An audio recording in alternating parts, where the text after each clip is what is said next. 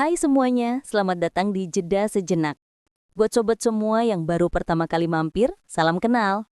Di channel ini, kita akan membongkar semua rahasia psikologi untuk membantu para sobat mengendalikan pikiran, memahami hubungan, dan tentu saja jadi versi diri kamu yang paling kuat. Jadi kalau sobat tertarik dengan trik otak, kesehatan mental, dan self-improvement yang berdasarkan sains, kamu sudah berada di channel yang sangat tepat.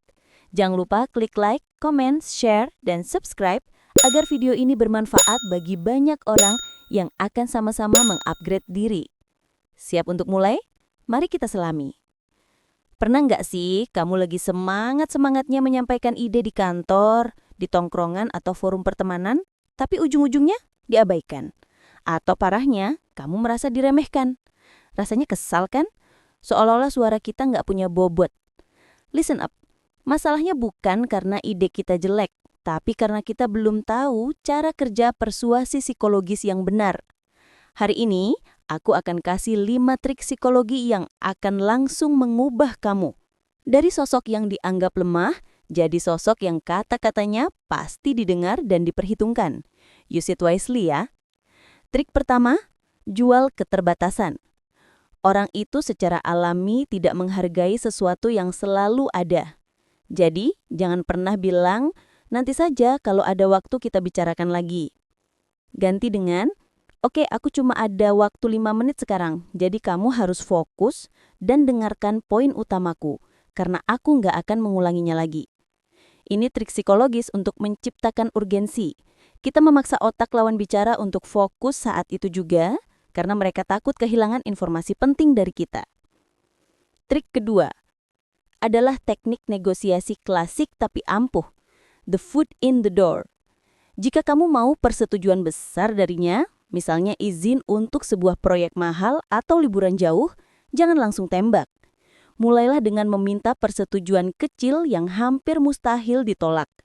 Misalnya alih-alih minta, aku butuh liburan ke Bali 2 minggu bulan depan. Minta dulu, bisa nggak kita lihat-lihat kalender buatku ambil cuti 3 hari dulu? Begitu mereka bilang ya pada hal kecil, mereka secara psikologis akan lebih mudah berkata ya pada permintaan yang lebih besar selanjutnya. Otak mereka sudah setuju dengan ide cuti itu. Trik ketiga, untuk memastikan kata-kata kamu menempel kuat di memori mereka, tanamkan jangkar emosional. Saat kamu mengucapkan kalimat yang paling krusial, gabungkan dengan gestur fisik yang kuat, intonasi yang sedikit lebih rendah, dan jeda yang dramatis. Contoh, saat kamu mengatakan, ini adalah keputusan yang paling tepat untuk kita semua. Kamu bisa menekan ujung meja dengan jari atau menatap lawan bicara tanpa berkedip selama 1 detik setelahnya. Otak mereka akan mengaitkan ketegasan fisik dan jeda itu dengan bobot kata-kata kamu. Itu namanya power. Trik keempat ini brutal, tapi efektif. Resiprositas terbalik. Ini adalah kebalikan dari trik sebelumnya. Awalnya, ajukan permintaan yang sangat besar yang kamu tahu pasti akan ditolak. Misalnya, aku mau pinjam uang 10 juta sekarang. Nanti dia akan menolak. Segera setelah penolakan, ajukan permintaanmu yang sebenarnya, yang jauh lebih kecil. Oh, kalau begitu pinjam 2 juta saja deh. Rasa bersalah karena menolak permintaan besar yang pertama akan membuat mereka secara psikologis merasa berhutang kompromi, dan akhirnya mereka akan menyetujui permintaan keduamu. Trik terakhir ini subtle dan elegan. Vocal mirroring. Perhatikan intonasi, kecepatan bicara, dan volume lawan bicara kamu. Jika mereka berbicara dengan nada pelan dan serius, kamu harus menyeimbangkan nada kamu. Jika mereka berbicara cepat dan antusias, ikuti ritmenya. Intinya, kita cenderung mempercayai orang yang terasa mirip dengan kita. Dengan mencerminkan gaya bicara mereka, kamu sedang membangun kepercayaan bawah sadar atau rapport. Saat mereka merasa kamu sefrekuensi, mereka pasti akan membuka telinga dan hati untuk mendengarkan kamu.